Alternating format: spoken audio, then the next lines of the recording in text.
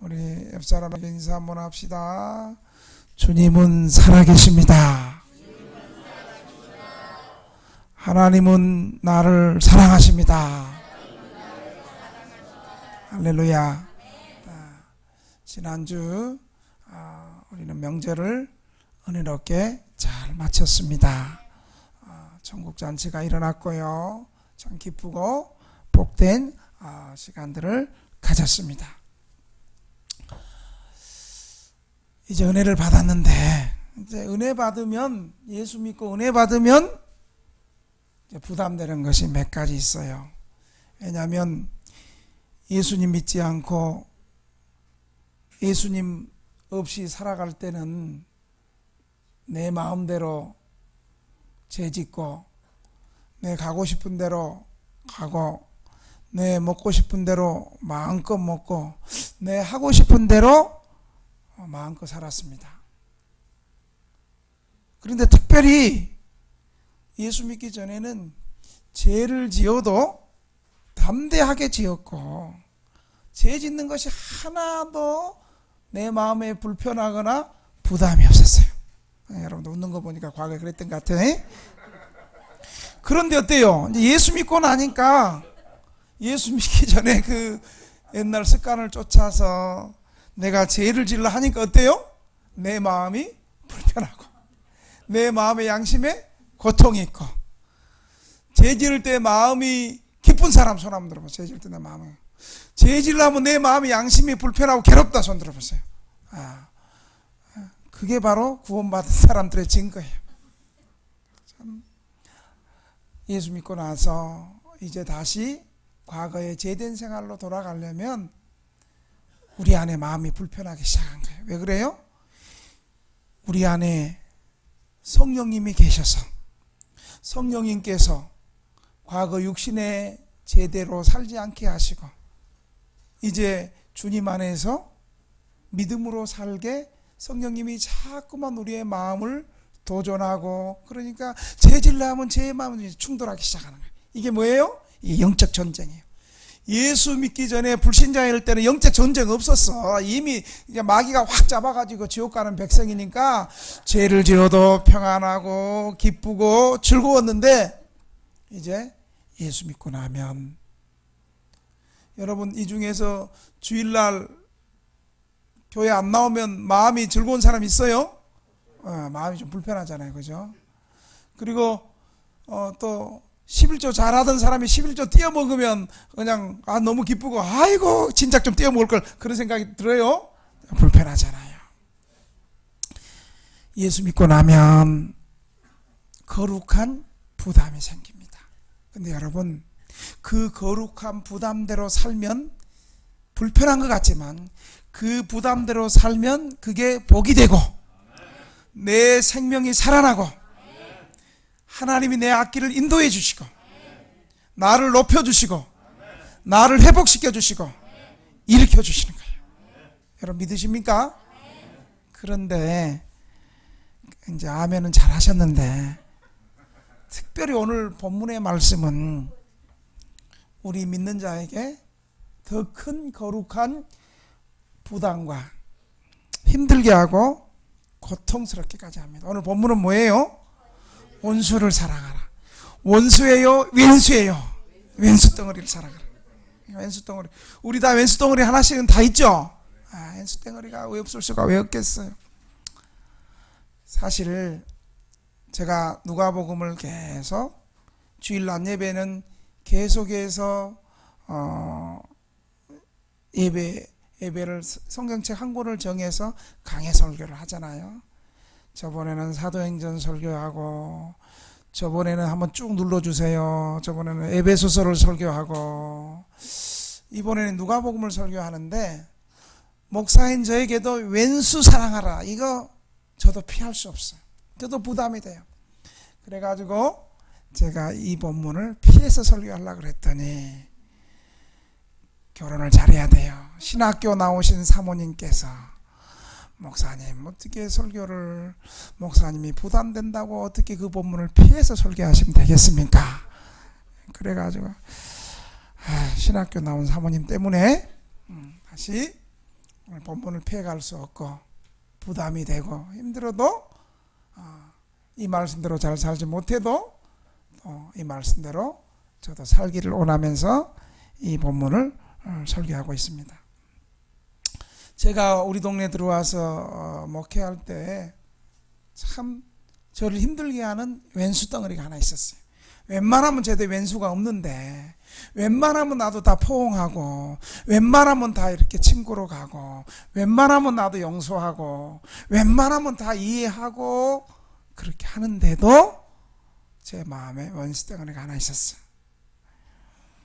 왜냐하면 이 사람은 우리 동네 사람들이 다 싫어해. 이 아나무인격이에요. 자기보다 나이가 아무리 많아도 술 먹으면 정말 입에서 아주 욕죽거리 나오고 정말 민망하게 말할 수 없는 그런 욕을 그렇게 해요. 자기 뜻대로 안 되면 동사무소든 구청이든 막 아무것이나 막 욕을 해. 그래도 유일하게 우리 교회에서는 함부로 못했어요. 왜냐하면 우리 교회는 공기관이 아니기 때문에, 공적기관이 아니기 때문에. 그런데 내가 월요일 날 없으면 이 친구가 내 없는 것을 기똥차게 알고 우리 교회에 들어와가지고 우리 쉼터 사람들을 괴롭히고 특별히 여자 성도들을 희롱하고 또 이런 거 보면 제가 또 이게 젊은 피가 끓는 사람이잖아요. 그걸 여러 번 했어요. 그 소리를 듣고. 그래서 제가 처음에는 제가 처음부터 화내고 그런 사람이 아니잖아요. 처음에는 아무개시 우리 교회 성도들에게 나 없을 때 쉼터 들어와가지고 우리 성도들 괴롭히지 말고 그리고 특별히 여자 성도들 희롱하지 말아라. 당신 그거 우리 성도들에게 하는 건 나한테 하는 것이고 그건 결국 주님께 하는 것이다. 목사님 나 그런 적이 없어요. 이제는 뻔뻔하기까지 알아요. 그런 적이 없대. 진짜 그런 적이 없어요. 얼굴 하나도 안 변해. 그래요. 그 다음에 하여간 그런 적이 없다고 했지만 이런 일을 하지 말기를 바랍니다. 딱 그리고 나도 이제 벼르고 있었어요. 이 보리장머리를 우리 이 쪽방 사람들이 다 못 갈구니까 이 보리장머리를 내가 목사 만능이 좀 하고 내가 진짜 우통벗고 한바탕 그냥 본때를 고쳐주고 한번 들었다 놨다. 여러분 제가 목사 안 됐으면 누가 그러대요. 목사님은 참 목사 되기 잘했대. 나를 잘하는. 목사님은 목사 안 됐으면 조폭이 됐을 것 같아. 그런 기질이 있죠. 그래가지고 제가 한 번만 또 그래라 그러고 있는데 마침 술 먹고 교회를 왔어요. 그래서 제가 어쩌나 보자 하니까 역시 그러고 있어. 그래서 내가 이리 좀 와보세요. 그러니까 내가 보니까 놀래. 목양실로 좀 들어오세요. 목양실에 좀 데려와가지고 왜 이렇게 지금 성도들 희롱하고 괴롭히냐. 목사님이 처음이라고. 처음이든 두 번이든 교회에서 하지 말라고. 그러면 목사님 죄송합니다. 안 하겠습니다. 그러면 되는데 이제 눈빛이 마귀 눈빛이 돼. 그런 눈빛은 눈빛이에요? 눈깔이에요? 눈깔이지. 그냥 성질 같아서는 그냥 눈깔을 확. 그래서 눈을 쌍불을 켜고 나를 째려보면서 옛날 어때요? 은혜 못 받은 것들은 항상 목사 설교하면 째려보고 아멘도 안 하고 그러듯이 째려보면서 그러는 거야. 그래서 이때다 싶어서 소리를 팍 질렀어요. 어디서 그 못된 보리장머리를 하냐고. 응? 당신이 다른 데서 그랬는데 여기가 어딘데 못된 보리를 하냐고.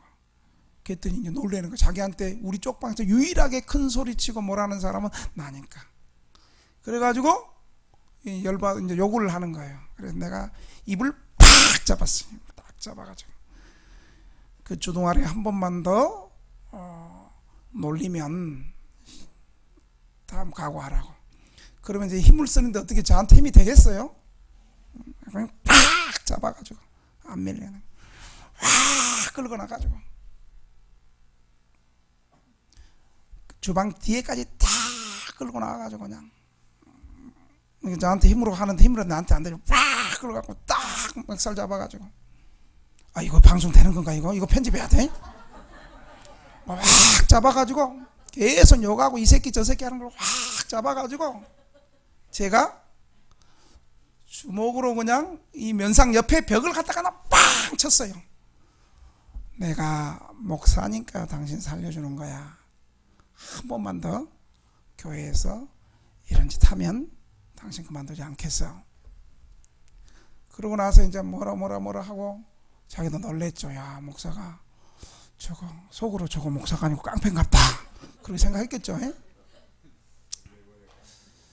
그래가지고 이제 성도들도 말리고 이제 물론 제가 이제 목사인데 내가 폐기는 하겠어요. 그냥 겁을 주고 그렇게 돌려보냈어요. 그런데 그때부터 내 마음에 천불이 나기 시작하는 거예요. 천불이 나기 시작. 제가 그러면 또 후회가 되는 거야. 내가 왜 목사가 되었는가. 내가 최소한 집사였고 관리자만 됐어도 내가 평신도 있고 집사였고 관리자만 되고 저거 들어가고 확 들었다 놨다 하고 그런 악한 마음이 이렇게 드는 거예요. 그래가지고 또 이제 계속해서 쪽방에서 들려오는 소리는 우리 성도들 괴롭히고 쪽방 주민들 괴롭히고 그래서 화가 아주 안 풀리는 거예요. 그래서 오직 했으면 저는 목회하면서 그런 기도를 잘 안 해봤거든요. 주님 저 사람 주님 한번 손대 주옵소서. 여러분 이 기도가 얼마나 무서운 기도인지 아세요? 목사가 하나님 저 교회를 괴롭히고 저런 저 사람 한번 손대 주세요. 하나님 여러분 하나님이 손대면 무서워요. 오직 했으면 내가 그런 기도를 했겠어요. 해서는 안 될 기도를.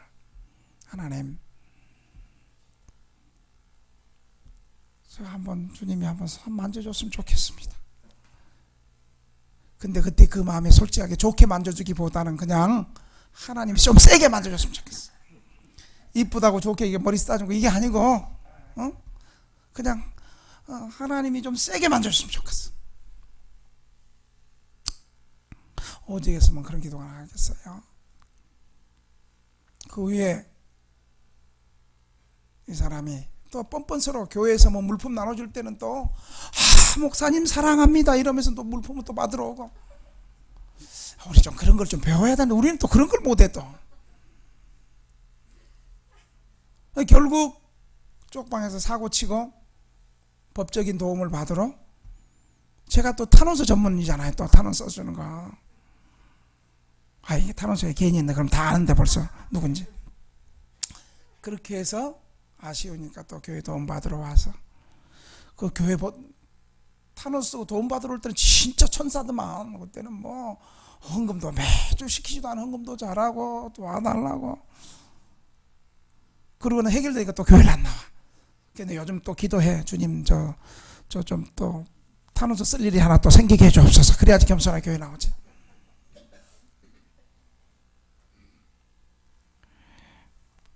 그래서 그 일로 또 그를 또 불쌍히 여기고 또 용서하고 지금 화해하고 지금은 또 잘 지냅니다. 지금은 뭐 제 마음에 천불이 나거나 뭐 그런 거 없습니다. 천불이 나는 건 맨 앞에서 조는 것 때문에 천불이 나지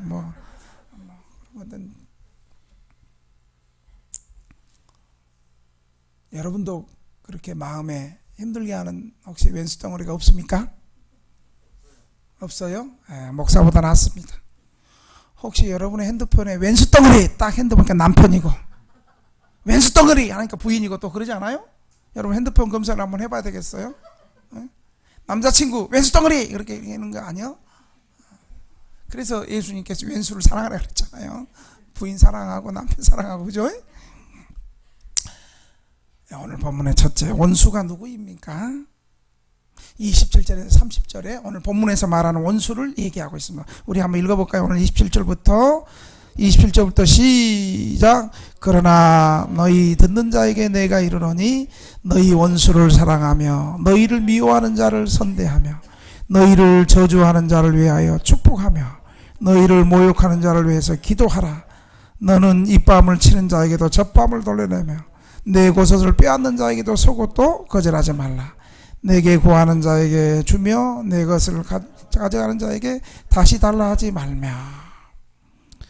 누가 왼수 덩어리입니까? 신자를 미워하고 저주하고 모욕하고 뺨을 치고 강탈하는 사람이 오늘 본문에 보니까 원수입니다. 당시 예수님의 제자들과 예수님을 진실하게 믿고 따르는 신자들에게는 세상 사람들이, 불신자들이 예수님을 믿는다는 이유로 미움을 받았습니다. 황제 숭배를 하지 않는다고 해서 반란자로 취급을 받았습니다. 그래서 그들은, 당시의 초대교회 성도들은 국가로부터, 주변 사람들로부터 미움을 당하고 저주를 당하고 또 공동체에서 왕따를 당하고 직장을 잃고 재산을 강탈당했습니다. 박해를 받았습니다. 초대교회가 그런 로마 상대를 향해서 반란을 일으키거나 군사 조직을 일으켜서 빨치산처럼 어떤 투쟁을 하거나 그러지 않았잖아요. 바로 신자들과 제자들과 신자들을 이렇게 미워하고 저주하고 모욕하고 때리고 강탈하는 사람들이 바로 왼수였습니다. 주님은 이런 왼수를 어떻게 하라고 그러나요? 이런 원수를 향해서 보복하지 않는 사랑을 하라고 얘기하고 있습니다.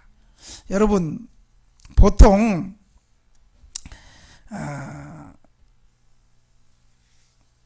일반적인 법이 나를 미워하고 저주하고 때리고 강탈하는 원수에게는 어떻게 해요? 눈에는 눈, 이에는 이.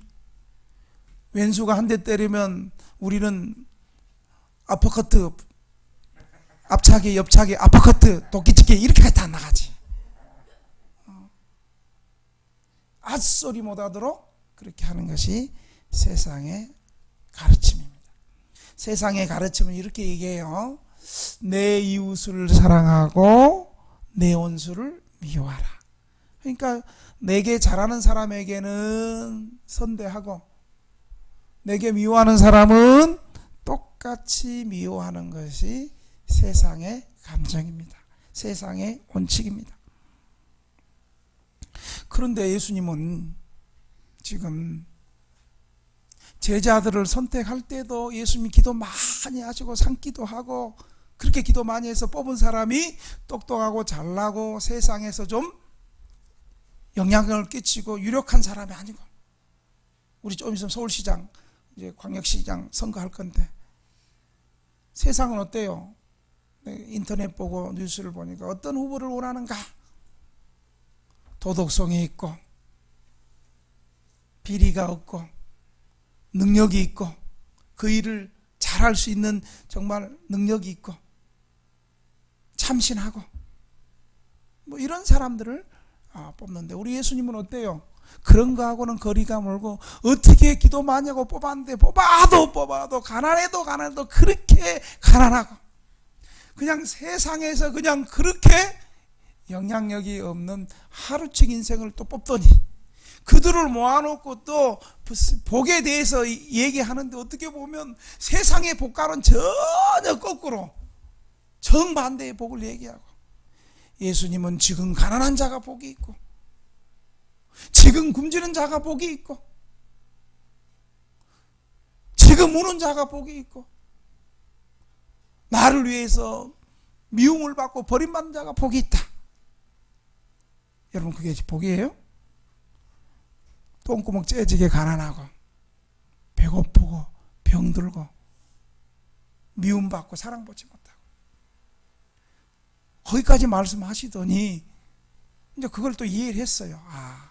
이런 불행을 가지고 가난하기 때문에 겸손하게 주님 앞에 나와서 주의 자비를 구하고 은혜를 구하고 그것까지 이해했어. 그런데 오늘 본문은 더 나아가서 왼수가 아니고 왼수 덩어리를 사랑하라고 주님 말씀하시는 거예요.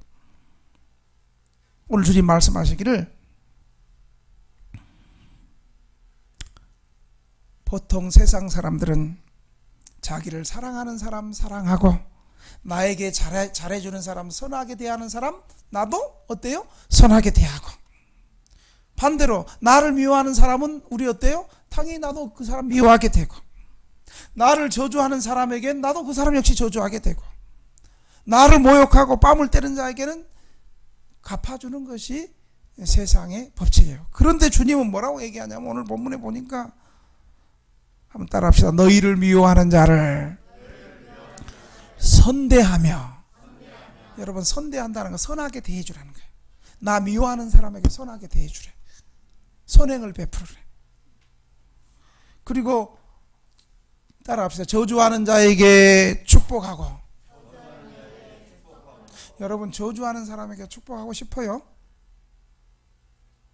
주여 한 번만 갚아주옵소서 이렇게 하고 싶죠, 그죠? 그리고 더 나아가서는 모욕하는 자를 위하여 기도하라. 따라합시다. 모욕하는 자를 위하여 기도하라. 나를 미워하는 자를 선하게 해주고 저주하는 자에게 축복하고 모욕하는 자를 위하여 기도하라고 말합니다. 이것은 예수 안 믿는 사람은 도저히 할 수 없는 일이에요.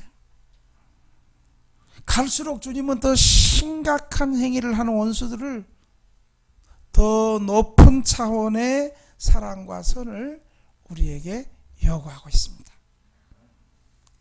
복수는요, 큰 복수를 낳습니다. 그래서 예수님께서는 그럼 우리 원수 어떻게, 이 왼수똥을 어떻게 해야 됩니까? 내가 그냥 갚아야 됩니까? 어떻게 해야 됩니까? 성경은요, 원수 갚는 거 주님께 맡기고 원수를 사랑하라고 말씀하십니다. 로마서 12장 19절 20절 한번 쳐주세요. 제가 본문을 안 줬는데 로마서 12장 19절 20절, 롬 12장 19절에서 20절 한번 읽어봅시다. 자, 시작. 내 사랑하는 자들아, 너희가 친히 원수를 갚지 말고 하나님의 진노하심에 맡기라. 기록되었으되 원수 갚는 것이 내게 있으니 내가 갚으리라고 주께서 말씀하시니라. 내 원수가 줄이거든 먹이고 목마르거든 마시게 하라. 그리함으로 내가 숯불을 그 머리에 쌓아 넣으리라. 이렇게 말씀하고 있습니다. 여러분, 원수 갚는 거 내가 직접 갚지 말고 주님께 맡기라고 말하고 있습니다. 주님께 맡기면 주님이 갚아주는데요, 우리에게 또 원수 갚는 방법을 얘기해요. 우리의 원수 갚는 것은 나를 때리고 모욕하면 완투, 어퍼커트, 옆차기, 뒤차기 이렇게 하지 말고 뭐라고 얘기하냐면 내 원수가 줄이거든 먹이고 목마르게 하라. 나를 힘들게 하는 사람, 나를 힘들게 했던 원수가 목말라고 병들면 어때요? 아이고 고수다. 하나님이 드디어 내 기도를 들어주셨네요. 아이고 속이 시원하다. 우리는 대부분 그럴 건데 주님은 뭐라고 얘기하냐면 내 원수가 줄이거든 먹이고 목마르게 하라. 오히려 그렇게 하는 것이 그 사람을 숯불로 머리에 쌓아두는 거라는 거예요. 진짜로 원수 갚는 것이요, 그 사람에게 잘해주는 것이 그 사람이 오히려 더 민망하고 자기는 한 짓이 있잖아요. 민망하고.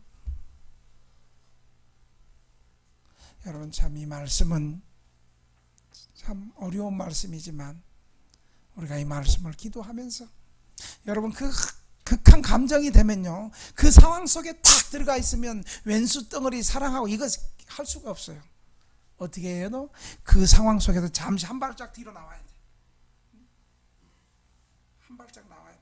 그 상황에 원수 막 패주고 싶은 상황에 같이 딱 있으면 저처럼 그냥 메가지 잡고 끌고 가가지고 그렇게 상황으로 가지 말고요. 그 상황에서 벗어나서 여유 있게 인내하고 하나님 앞에 기도하고, 오히려 오늘 본문은 그 원수를 줄이고 목마른 그 왼수를 목마른 거다 마시게 하라. 그것이 그 원수의 숯불에 머리 대면 어때요? 숯불 가지고 머리 치지면 잘 모르겠어요? 내가 한번 숯불로 머리 한번 대줄까요? 뭐 뜨겁죠. 오히려 그를 사랑으로 불쌍히 여기고 잘 대접하는 것이 그를 부끄럽게 하는 것이다. 이게 얼마나 힘들어요, 그렇죠? 저 힘들고 어려운 일이. 이거 바로 예수님께서 구원받은 성도들에게 이렇게 해야지 구원받는 건 아니고, 이미 우리 구원받았는데 우리 구원받은 성도들이 이러한 삶을 통해서 참 하나님의 자녀됨을 또 그들에게 나타나고 증거하라는 거예요. 여러분 힘든 일이죠, 그렇죠? 힘든 일이에요. 그 다음에 예수님께서 원수 사랑하는 것을 세 번째로 뭐라고 했냐면, 원수를 어떻게 사랑해야 되냐면 보상을 바라지 않는 사랑을 해야 된다. 여러분 많은 사람들이 은연중에 남을 도와줄 때 어떤 마음을 가냐면, 내가 이렇게 도와주면 저 사람이 나 좀 어려울 때 나를 좀 도와주겠지, 아니면 하나님이 내가 이렇게 어려운 사람 도와주면 하나님이 언젠가 나에게도 어려울 때 도와주겠지, 은연히 보상을 기대하면서 받기를 원하는 마음이 있어요. 그래서 주님은 오늘 본문에 세 가지 질문을 통해서 이런 연약한 마음을 버려야 된다고 말씀하고 있어요. 첫째, 32절 한번 읽어볼까요? 32절 시작. 너희가 만일 너희를 사랑하는 자만 사랑하면 칭찬받을 것이 무엇이냐? 죄인들도 사랑하는 자는 사랑하느니라. 예, 사랑하는 자만 사랑하면, 내가 사랑하는 사람만 사랑하면 죄인들도 세리들도 서로 사랑하고 관계 좋은 사람 얼마든 더 사랑할 수 있잖아요. 그런 사람만 사랑하면 칭찬받을 게 없다는 거예요. 두 번째로 주님 또 어떤 질문을 하냐면 33절 한번 읽어볼까요? 시작. 너희가 만일 선대하는 자만을 선대하면 칭찬받을 것이 무엇이냐? 죄인들도 이렇게 하느니라. 예. 나한테 잘하는 사람 당연히 내가 잘해줄 수 있죠. 나에게 선행을 베푸는데 당연히 선행 베풀 수 있죠. 근데 이렇게만 하면 칭찬받을 것이 없다는 거예요, 하나님 앞에. 세 번째로 또 뭐라고 주님 질문합니까? 34절 시작. 너희가 받기를 바라고 사람들에게 꾸어주면 칭찬받을 것이 무엇이냐? 죄인들도 그만큼 받고자 하여 죄인에게 꾸어주느니라. 여러분, 제가 초창기에 쪽방에서 보기 드물게 가정을 이루고 사는 사람이 있었어요. 그리고 나이는 여자는 32, 그 당시 28이었는가? 그리고 남자는 52. 그러니까 나이 차이가 굉장히 아버지와 딸 같은 사람이 사는 거예요. 그리고 6살짜리 딸을 낳고 사는 거예요. 상담해 보니까 아버지가 하도 때려가지고 고등학교 때 그냥 가출해갖고 서울역에서 있으니까, 갈 데가 없어서 있으니까 짜장면 중국집 하는 그 아저씨가 도와줄게 그러면서 같이 사는 거예요. 그래가지고 딸을 하나 낳았는데 전도를 저희가 했어요. 그 방에 들어가면 그냥 딸이 6살짜리 있는데도 그냥 딸에서 담배 피우고, 그리고 이 사람은 도박 중독이에요. 여러분, 짜장면 하는 사람이 하루 일당 얼마예요? 정승봉 선생 얼마예요? 하루 일당 나가면 짜장면 일당 얼마예요? 25만 원, 25만 원. 잘하는 사람 25만까지 해요. 15만에서 25만원까지죠. 그 남편 되는 사람이 나한테 뭐라고 하냐면, 목사님, 나는 하루 나가면 25만 원 버는데 내가 6개월 1년만 일하면 나 쪽방에 산다고 전세 나갈 수 있어요. 나 무시하지 마세요. 나 무시한 적 없거든요. 그러는 거예요. 그러냐고. 제발 좀 그렇게 하셨으면 좋겠다고. 근데 이 사람은 성실성이 없어. 이 사람은 일주일 일하면 돈이 제법 되잖아요. 일주일이라면 100만 원 되거든요. 그러면 어때요? 그 다음 주도 일을 나가야 되는데 딱 일주일 그까지야. 그러고 나서 깨어나가지고 일하기를 싫어해서 그때부터 술 먹고 경마장 가기 시작하는 거예요. 쪽방 방세 밀린 거 딱 내고 그 다음에 돈 있으면 경마장 가는 거예요. 그런데 문제는 뭐냐면 둘째가 임신을 했어. 쪽방에서. 그 임신을 했는데 이 임신하니까 이랬나 봐요. 야, 애때. 애를 왜 쪽방에서 둘째를 어떻게 일러? 그런데 그 부인 입장에서는 애를 어떻게 지우고 싶겠어요. 그래가지고 산딸이 됐는데 이 인간이 한 번도 자기 부인을 데리고 병원을 안 간 거예요. 그래가지고 이제 내가 병원 가야 된다. 안 간다. 그래도 결국 산딸이 돼가지고 이제 급하게 진통이 와가지고 병원에 갔어요. 그러니까 자기 남편하고 같이 병원 갔는데 이제 이 자매는 이 성도는 그 가장의 역할도 못하고 애나 떼라고 하는 그 남편하고 같이 병원 가고 싶겠어요. 그래서 나를 불렀어. 그래서 우리 부부가 그 밤 11시에 거기를 갔어. 근데 11시에 딱 갔더니 의사 선생님이, 국립으로 온 의사 선생님이 지금 아니 왜 이렇게 산딸이 되기까지 병원 한 번도 안 왔습니까? 초음파 해보고 이러니까 지금 아기가 거꾸로 서가지고 아기도 어렵고 태아의 아기도 이거 정상적으로 출산하기 어렵고 죽을 수도 있고 산모도 위험하다. 그러면 정상적인 아버지 같으면 선생님 어떻게 하면 좋습니까? 좀 이래야 되잖아요. 에이 그러니까 내가 애 떼라 그랬잖아. 그럼 화내고 지금 가버리는 거야. 그럼 누가 남았어요? 우리 부부가 남은 거야.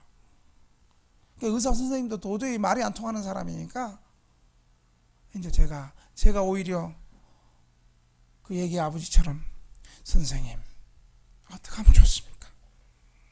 제발 살려주십시오. 그랬더니 간곡히 매달리니까 목사님 이런 여성 전문 병원이 있는데 거기 마침 그분이 국립의료원에 있는 의사 선생님 굉장히 나이 많은 아주 노숙하신 분이거든요. 그래서 제 한번 찔러주고죠. 제 후배 여의사가 아주 잘하는 유명한 병원 제가 보내줄 테니까 얼른 가세요.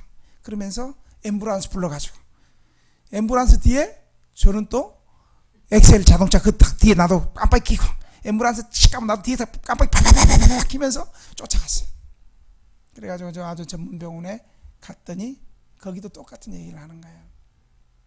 선생님, 목사님, 산모도 위험하고 태아도 위험합니다. 그러나 최선을 다해서 막 매달렸죠. 그래도 살려달라고. 국립의료원 선생님이 추천서 쓰고 자기 또 그 의사가 또 후배야. 그래서 막 매달렸더니 최선을 다하겠습니다. 그때 여러분 우리 집 사람이 어떻게 기도했는지 아세요?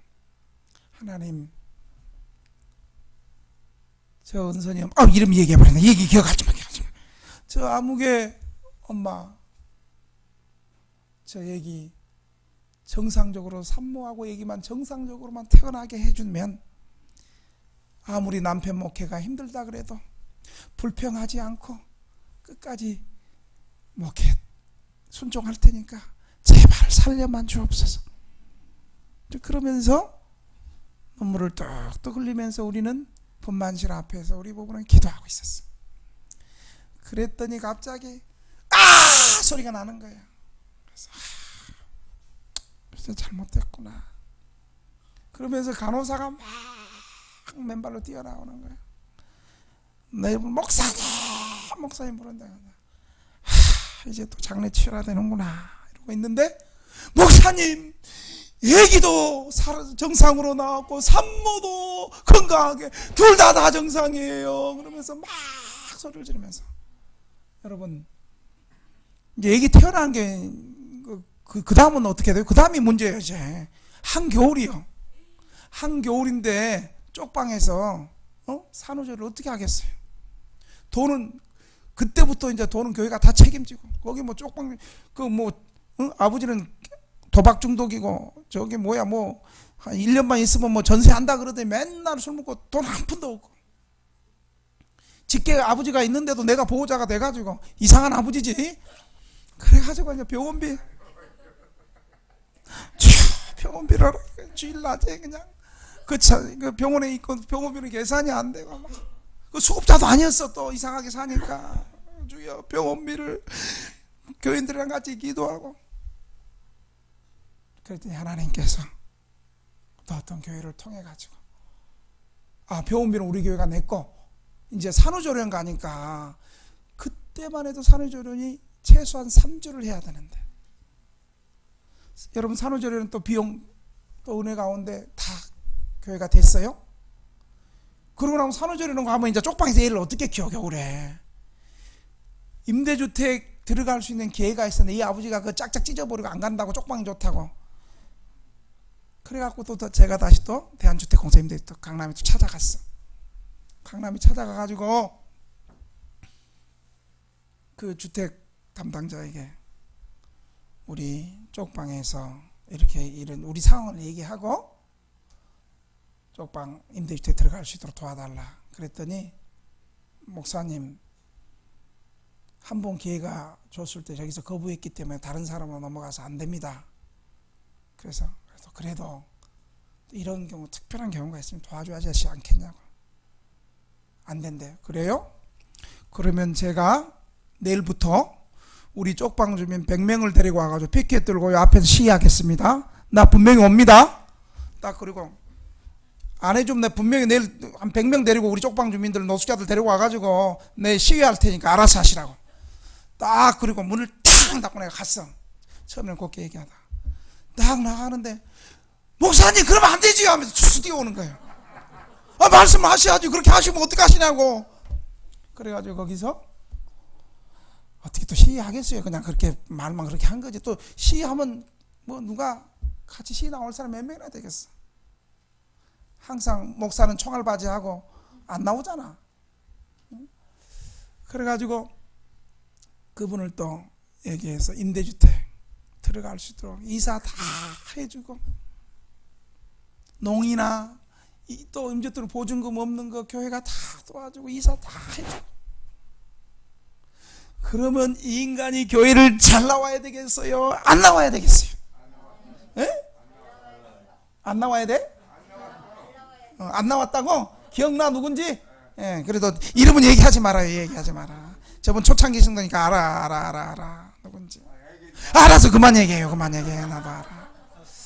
그래가지고 이제 그때 우리 애들이 초등학교 들어가기 전이었거든.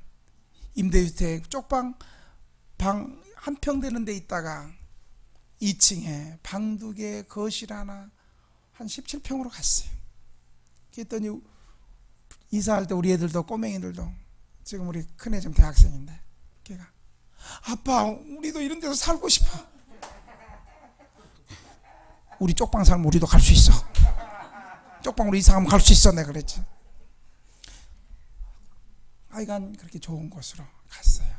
그리고 지금 사모님이 저렇게 주방에서 음식 준비하듯이 그 자매랑 음식을 몇 번 준비하다가 뭔가 좀 마음이 상한데 삐져갖고 그 다음부터 지금까지 교회를 나오지 않고 있습니다.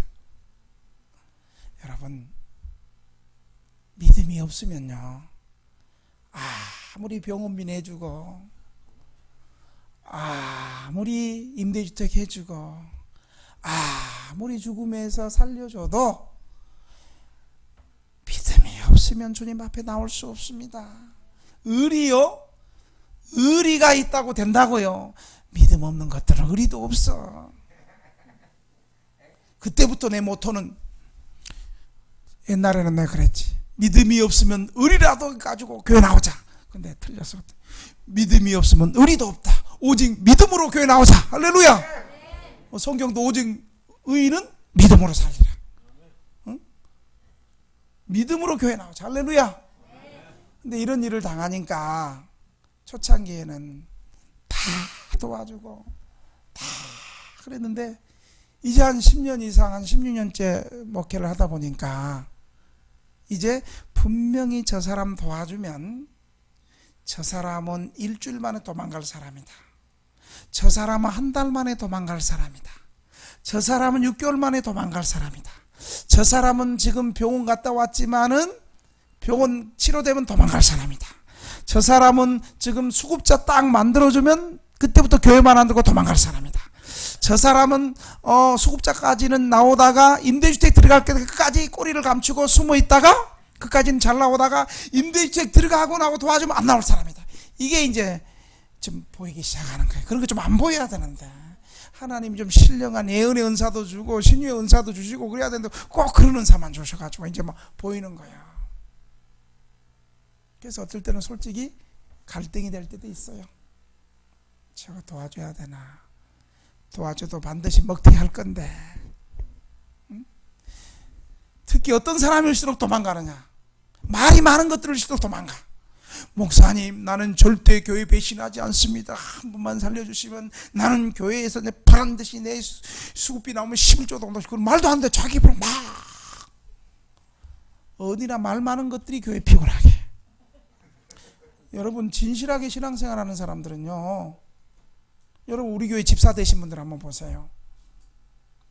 수많은 도움 받을 수 있는데도 특별히 도와준 것도 없어. 진짜 헌신하고 11조 생활을 잘하고 물질 일 잘하는 사람은 크게 도움 받은 거 없어.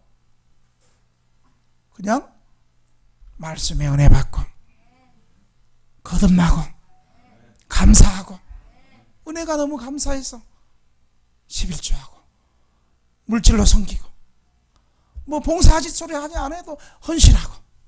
우리 그렇지 않습니까? 근데 교회를 떠나는 사람들은 어떤 사람들이에요?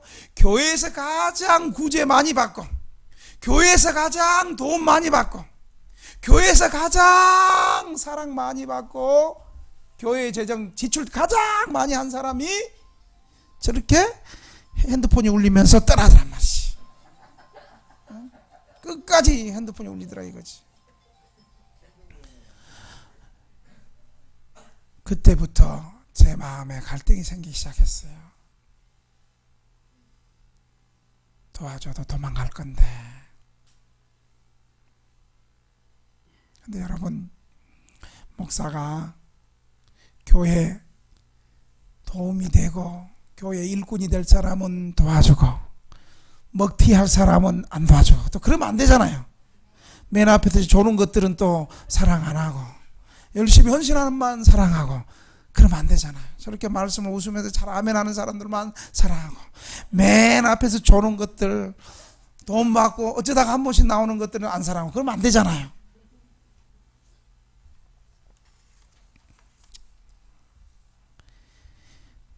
우리 주님은 오늘 본문에 보니까 원수를 사랑하는데 어떻게 사랑해야 되냐면 보상을 바라지 말고 사랑하라 그래요. 왜요?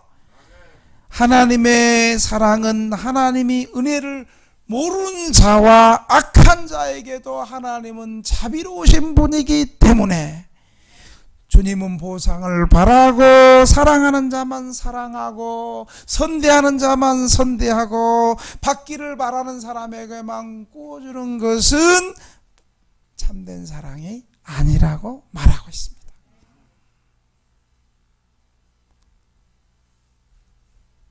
그 자매 사건이 있는 후에 제 마음을 염장지르는 소리를요, 이제 우리 교인들이 그러는 거예요.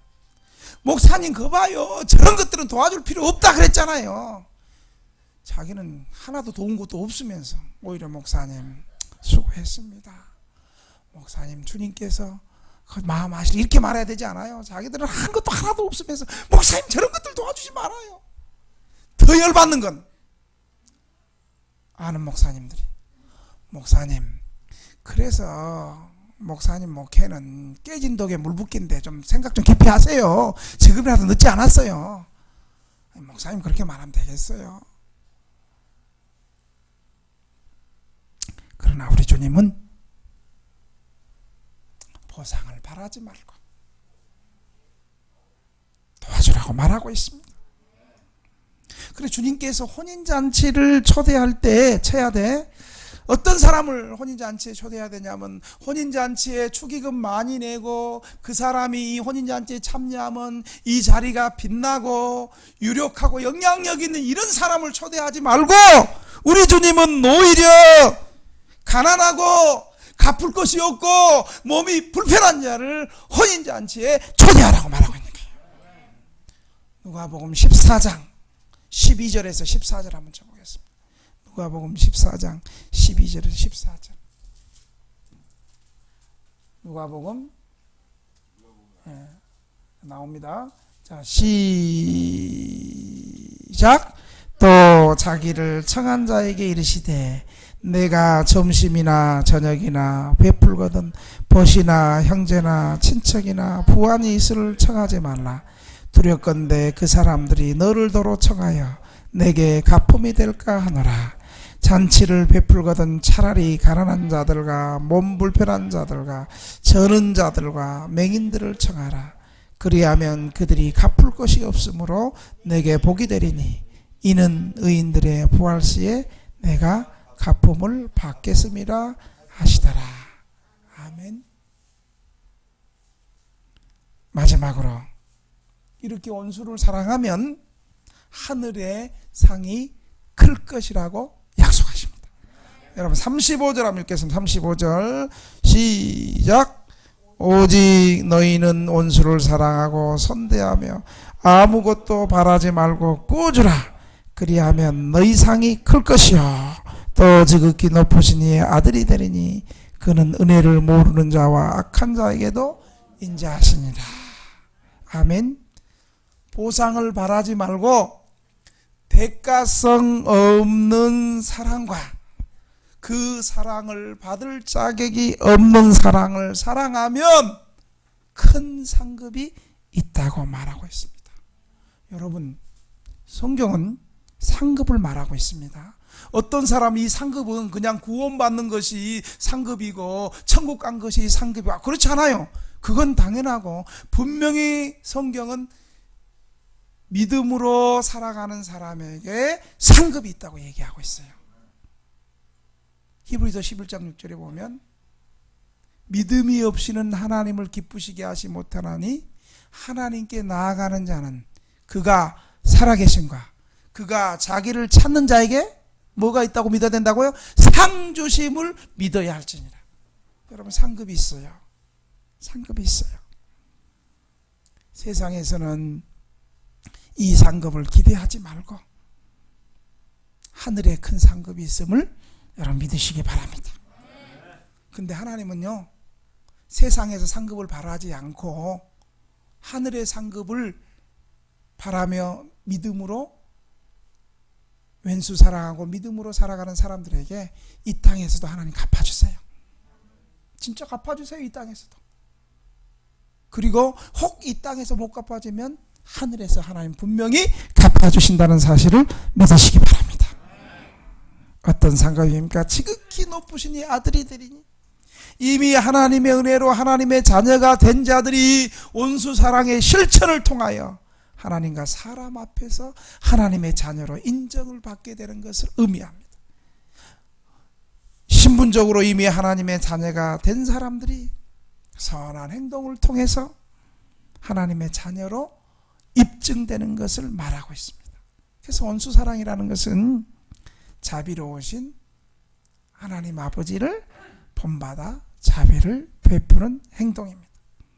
즉 하나님의 자비하심으로 말미암아 아무 자격이 없이 구원을 받았으니까 하나님의 자녀가 되었으니까 우리의 삶 속에서도 받을 자격이 없는 이런 사람들에게도 사랑함으로써 하나님의 자비를 나타내야 되는 것이 우리의 삶이고 우리의 사명이라는 사실을 기억하시기를 바랍니다. 기도하겠습니다. 하나님 아버지, 오늘 저희들에게 원수 사랑에 대해서 말씀해 주시니 감사합니다. 우리는 참 받을 자격도 없었고, 우리가 죄인 되었을 때 주님이 먼저 찾아오셔서 죄인 되고 하나님과 원수 되었던 우리를 주님이 사랑해 주심으로 우리를 구원해 주시고, 또 우리에게 받은 은혜에 또 감사하며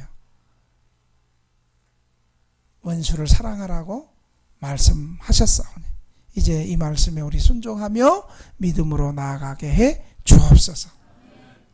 이 주의 말씀을 잘 순종할 때 하늘에 큰 상급이 있음을 믿고 살아갈 수 있도록 도와 주옵소서. 예수님의 이름으로 기도합니다.